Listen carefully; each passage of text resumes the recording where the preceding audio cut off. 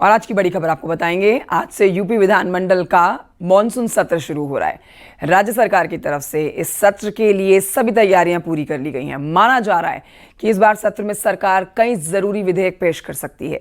वहीं विपक्ष सरकार को कानून व्यवस्था, बेरोजगारी, महंगाई, गन्ना मूल्य भुगतान जैसे मुद्दों पर घेरने की तैयारी करके पहुंचेगा। ऐसे में सत्र के दौरान सत्ता पक्ष और विपक्ष के बीच तीखी बहस देखने को मिल सकती है। विधानसभा में प्रश्नकाल के बाद कई रिपोर्ट भी सदन के पटल पर रखी जाएंगी।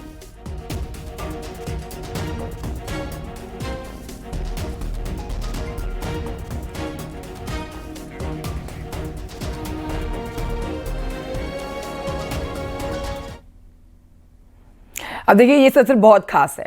यूपी में 24 घंटे लगातार विधानसभा की कार्रवाई चलेगी, ये बड़ी जानकारी आपको दे रहे हैं। साथ ही बताएंगे 13 अगस्त को विजन डॉक्यूमेंट 2047 पेश होगा। सीएम योगी, जिन्होंने कहा है कि सरकार विपक्ष के हर सवाल का जवाब देगी। इस सत्र में सबसे अहम बात यह है कि इस दौरान विजन डॉक्यूमेंट 2047 पर चर्चा होगी। चर्चा के लिए 24 घंटे से ज्यादा के समय विधानसभा लगातार चलेगी, जिस पर अभी से ही विपक्ष सवाल खड़े कर रहा है। 13 अगस्त की सुबह 11 बजे से ये शुरू होगी चर्चा रात भर, और 14 अगस्त तक दोपहर 2 बजे तक ये चर्चा चलती रहेगी। इसमें सभी मंत्री अपने अपने विभाग का विजन डॉक्यूमेंट पेश करेंगे। सीएम योगी ने कहा है कि विजन डॉक्यूमेंट के जरिए ही प्रदेश की आगामी विकास लक्ष्यों को पूरा किया जाना है। इसके जरिए गांव, गरीब, किसान, व्यापारी और युवकों के साथ ही आम लोगों का जीवन बेहतर बनाने का लक्ष्य रखा जाएगा।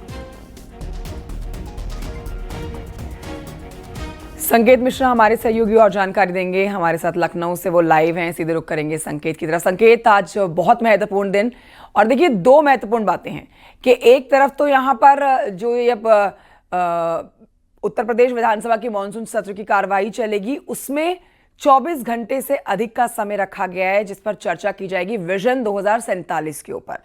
2047, जिस पर विपक्ष अभी से ही सरकार के ऊपर सवाल कर रहा है और आरोप भी लगा रहा है कहीं, और ये बात कह रहा है कि वो इस बार ही सत्ता से निकल जाएंगे। मतलब 2047 अगले 17 में जो चुनाव होने हैं उसको लेकर कहा जा रहा है कि उसमें सरकार नहीं रहेगी। तो ये 2047 का कहां विजन लेकर चल रहे हैं। बहरहाल आज क्या कार्रवाई होने वाली है, क्या कुछ सदन में होने वाला है, इस पर विस्तार से जानकारी दें संकेत।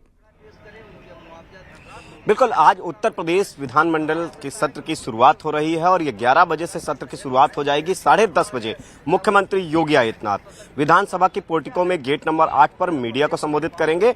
और आज जो विधानसभा की कार्रवाई होनी है उसमें प्रश्नकाल है और तमाम विधायी कार्य होंगे। वहीं दूसरी तरफ अगर विपक्ष की बात की जाए तो विपक्ष ने पहले ही ऐलान कर दिया है कि वो आज प्रदर्शन करेंगे, हंगामा करेंगे और सरकार को घेरेंगे अलग अलग मुद्दों पर, चाहे वह स्कूल के मर्जर का मुद्दा हो या फिर बाढ़ का मुद्दा हो या फिर अन्य दूसरे जो मुद्दे हैं उनको लेकर विपक्ष आज पूरी तरीके से हंगामा करेगा। 11 बजे से विधानसभा सत्र की कार्रवाई शुरू हो जाएगी। और जो इस बार सत्र है उसमें एक जो सबसे अहम बात है वो यह है कि 13 से 14 अगस्त तक 24 घंटे लगातार नॉन स्टॉप विजन डॉक्यूमेंट 2047 पर चर्चा करेगी योगी सरकार। हर मंत्री को उसके विभाग का जो 2047 का विजन डॉक्यूमेंट्स है वो अपना प्रस्तुत करना पड़ेगा। बाकायदा समय निर्धारित किया गया है। हर विधायक अपनी विधानसभा क्षेत्र का जो विजन डॉक्यूमेंट 2047 है उसको पेश करेगा। और इस समय की हम तस्वीर दिखाएंगे। ये विधानसभा का गेट नंबर 1 है और यहाँ पर यही मुख्य द्वार है विधानसभा का। सुरक्षा व्यवस्था पूरी तरीके से पुख्ता है। सुरक्षा के लिहाज से व्यवस्था चाक चौबंद कर दी गई है। एक तरफ बैरिकेड कर दिया गया है, ये आप देख सकते हैं तस्वीरों में, पूरा सन्नाटा इस रोड पर पसरा हुआ है। और यहाँ पर सिर्फ और सिर्फ सुरक्षा कर्मी और जो अफसर हैं वो तैनात हैं। विधानसभा के दूसरी तरफ की हम तस्वीर दिखाएंगे। ये विधानसभा का मुख्य द्वार है और ये हम तस्वीर दिखाएंगे, ये विधानसभा के बाहर की तस्वीर है। सुरक्षा व्यवस्था के लिहाज से पूरी तरीके से विधानसभा के बाहर पुख्ता सुरक्षा व्यवस्था है, चुस्त सुरक्षा व्यवस्था है। दरअसल विपक्ष ने पूरी तरीके से हंगामे का ऐलान किया, प्रदर्शन का ऐलान किया और यही वो वजह है कि सत्ता पक्ष भी कल मुख्यमंत्री योगी आदित्यनाथ ने अपने भारतीय जनता पार्टी और एनडीए के जो भारतीय जनता पार्टी के सहयोगी दल हैं उनके विधायक दल की जो बैठक हुई उसमें सीधे तौर पर कहा कि विपक्ष के एक एक सवाल का मजबूती से उत्तर प्रदेश सरकार के सभी मंत्री जवाब कार्रवाई दें। जो चलेगी जिस और विभाग का सबको बोलने सुनने का मौका मिलेगा, लेकिन अब ये देखना बहुत जरूरी होगा कि जब सत्र शुरू होगा तो किस तरह के अंदर हंगामे होते हैं। बहरहाल विपक्ष सरकार को घेरने के लिए हर मुद्दे के ऊपर तैयारी करके पहुंचेगा, लेकिन सरकार की तैयारी भी विपक्ष को जवाब देने की पूरी है। शुक्रिया आपका संकेत जानकारी के लिए। इस बीच आपको यह भी बताते हैं कि मानसून सत्र शुरू होने से पहले ही प्रदेश में सियासी पारा भी हाई देखा जा रहा है। बीजेपी ने पीडीए पाठशाला को लेकर समाजवादी पार्टी पर तंज कसा है। 1090 चौराहा पर बीजेपी एमएलसी सुभाष यदुवंश ने पोस्टर लगाकर समाजवादी पार्टी पर निशाना साधा है।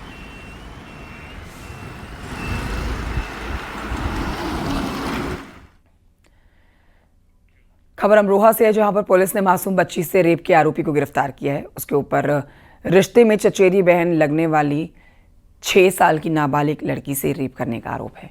पीड़िता की पिता ने पुलिस में केस दर्ज करके इस मामले की जांच शुरू करवाई है।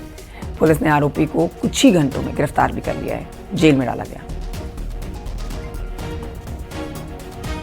रजबपुर क्षेत्रांतर्गत एक 6 वर्षीय लड़की के साथ उसके तहेरे भाई द्वारा दुष्कर्म करने की सूचना प्राप्त हुई थी। थाना रजबपुर पुलिस द्वारा तत्काल कार्रवाई करते हुए अभियुक्त को गिरफ्तार कर लिया गया है। लड़की का मेडिकल परीक्षण कराया जा रहा है। उसकी स्थिति सामान्य है। विधिक कार्रवाई प्रचलित है। खबर झांसी से है, जहां पर हॉरर किलिंग का एक सनसनीखेज मामला सामने आया है। भाई के बार बार समझाने पर जब बहन ने अपने प्रेमी से बातचीत करना नहीं बंद किया तो भाई ने अपने दोस्त के साथ मिलकर खौफनाक साजिश रच डाली। प्रेमी और प्रेमिका की हत्या कर दी गई। दोनों के शवों को अलग अलग जगहों पर फेंक दिया गया। गरोठा थाना क्षेत्र की रहने वाली लड़की का एक युवक से अफेयर चल रहा था।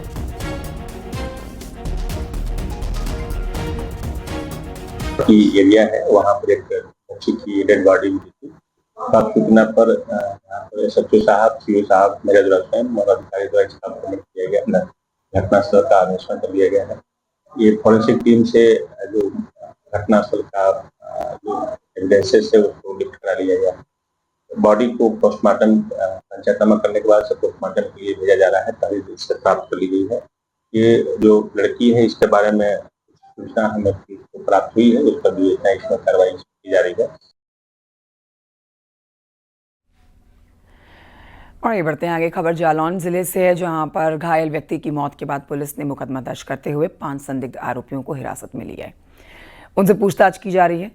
8 अगस्त को कार सवार कुछ लोग गंभीर रूप से घायल एक व्यक्ति को पीएचसी में छोड़कर मौके से फरार हो गए थे। इस मामले में घायल के परिजनों ने गंभीर आरोप लगाए थे।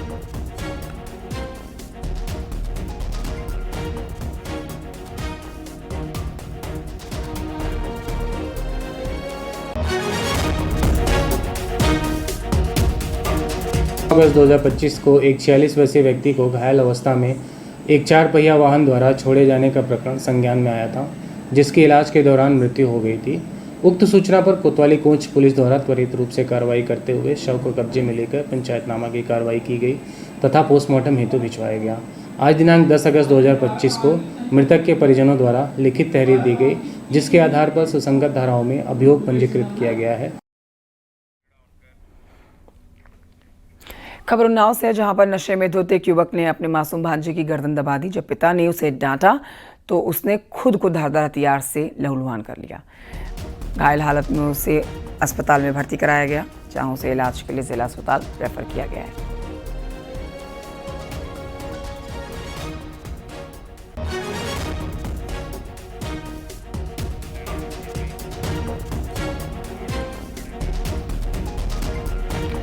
उधर हरदोई में कच्ची दीवार गिरने से हादसा हो गया है। हादसे में एक बच्ची की मौत हो गई है।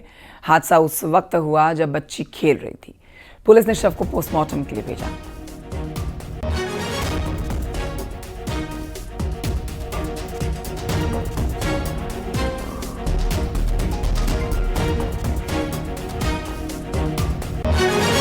गाजियाबाद के मधुबन थाना क्षेत्र में चलती कार में अचानक से आग लग गई। कार में सवार लोगों ने कूदकर अपनी जान बचाई। ड्राइवर ने कार से कूदकर अपनी जान किसी तरह से बचाई।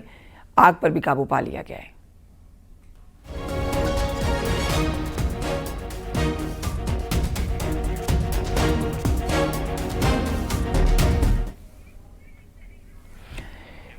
कासगंज पुलिस ने कुछ दिन पहले एक शातिर ठग को पकड़ा, जिसे इलाज के लिए अलग आगरा के अस्पताल लेकर गए, लेकिन वो पुलिस को चकमा देकर फरार हो गया।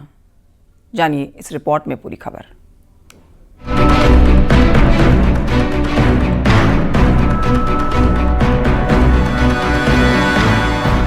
कासगंज की महिला एसपी की आवाज निकालकर ठगी करने वाला आरोपी संकेत यादव पिछले दिनों पुलिस के हाथ में चढ़ा था, लेकिन इस बार वो पुलिस की कस्टडी से भाग निकला। मध्य प्रदेश का रहने वाला आरोपी संकेत यादव महज 9वीं कक्षा तक पढ़ा है, लेकिन वो साइबर ठगी में इतना आगे निकल चुका है कि 3 राज्यों में कई लोगों को ठग भी चुका है। आरोपी संकेत को जेल से आगरा के SN मेडिकल कॉलेज में इलाज के लिए ले जाया गया था, लेकिन भोर होने से पहले वो पुलिस को चकमा देकर भाग गया। आरोपी संकेत की जेल में तबीयत बिगड़ी थी। इसके बाद जेल प्रशासन ने उसे कासगंज के जिला अस्पताल में भर्ती करवाया था, लेकिन हालत गंभीर होने के चलते जिला अस्पताल के डॉक्टर्स ने उसे SN मेडिकल कॉलेज के लिए रेफर किया था। यहीं उसका इलाज चल रहा था। अब सोचने वाली बात यह भी है कि अगर उसकी तबीयत इतनी ज्यादा खराब थी तो वो आखिर भाग कैसे गया। संकेत की ठगी का तरीका बिल्कुल हैरान करने वाला है। संकेत यादव खुद को SP अंकिता शर्मा बताकर लोगों को कॉल करता था। वो महिलाओं की आवाज निकालने में एक्सपर्ट था, जिससे किसी को भी उस पर शक नहीं होता था।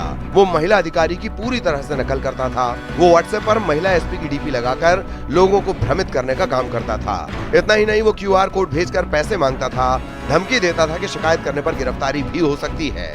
इससे कई लोग इसके झांसे में आकर ठगी का शिकार बन जाते थे। कासगंज पुलिस को सोशल मीडिया और शिकायतों के जरिए इसके बारे में पता चला। इसके बाद साइबर सेल ने सबूतों के आधार पर जबलपुर जाकर आरोपी को रेलवे स्टेशन से गिरफ्तार किया था। संकेत पर 2 मामलों में ठगी की पुष्टि भी हो गई थी, लेकिन और भी लोगों के साथ ठगी होने की आशंका जताई गई थी। ये बात भी सामने आई है कि वो 4 सालों से ठगी की वारदात में लिप्त था। अजेंद्र शर्मा के साथ bureau report, news 18 UP Uttarakhand.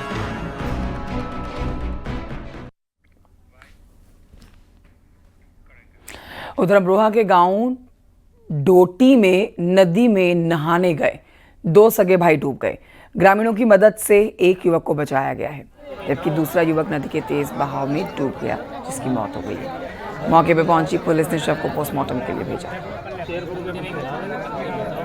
10 अगस्त को थाना बचाई के ग्राम डोटी में एक युवक नितिन कुमार पुत्र प्रीतम सिंह उम्र करीब 20 वर्ष खादर क्षेत्र में मछली पकड़ने और नहाने के लिए गया था, जहां वह डूब गया। सूचना प्राप्त होते ही पुलिस टीम द्वारा तत्काल मौके पर पहुंचकर स्थानीय गोताखोरों को बुलाया गया और तलाश की गई। तलाश करने की कुछ देर बाद स्थानीय गोताखोरों ने मृतक के शव को बरामद किया, जिसे पुलिस टीम ने पोस्टमार्टम के लिए भेज दिया है। हरदोई से खबर, जहां पर 20 साल के युवक की तालाब में डूबकर मौत हो गई है। मृतक सुनील गांव के बाहर पशु आश्रय स्थल के सामने भैंस चराने के लिए गया था, लेकिन इसी दौरान हादसे का शिकार हो गया। नदी में पैर फिसल के गिरा और युवक की मौत हो गई।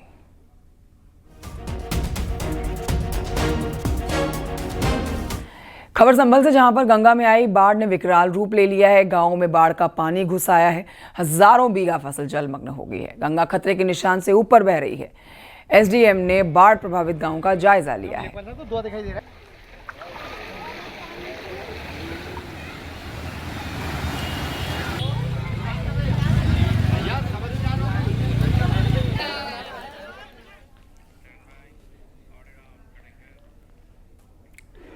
खबर सिद्धार्थनगर से, जहां पर पुलिस और SSB की टीम ने 4 अफीम तस्करों को गिरफ्तार करा।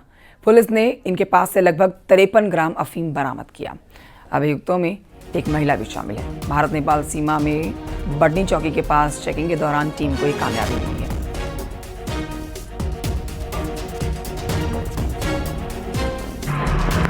देखिए, अपराध और अपराधियों पर नियंत्रण के लिए ADG zone Gorakhpur, DIG range बस्ती, पुलिस अधीक्षक सिद्धार्थनगर महोदय के द्वारा अभियान चलाया जा रहा है। आज उसी क्रम में थाना ढेबरुआ के अंतर्गत 4 अभियुक्त अरेस्ट हुए हैं, जिनके कब्जे से स्मैक जो है बरामद हुई है। 4 अभियुक्तों में एक महिला है। जो अभियुक्त पकड़े गए हैं उनका नाम है संजय गुप्ता, जो कि बढ़नी के रहने वाले हैं। एक उनकी पत्नी है दद्दू सोनकर, जो कि कोतवाली देहात जनपद बलरामपुर का रहने वाला है, और जलील, जो कि PS दरगाह शरीफ जनपद बहराइच का रहने वाला है।